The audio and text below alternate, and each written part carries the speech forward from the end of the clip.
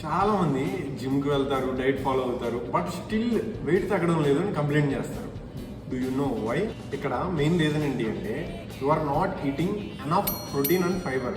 మన బాడీకి energy burn చేయడం కోసం న్యూట్రియంట్స్ అనేవి అయితే కావాలి. బట్ స్టిల్ పీపుల్ వాళ్ళ డైలీ రిక్వైర్మెంట్స్లో కావాల్సిన వాటిలో 60% కూడా ఇవ్వడం లేదు. Low protein leads to muscle loss, low fibre leads to bloating, fat storage, cravings.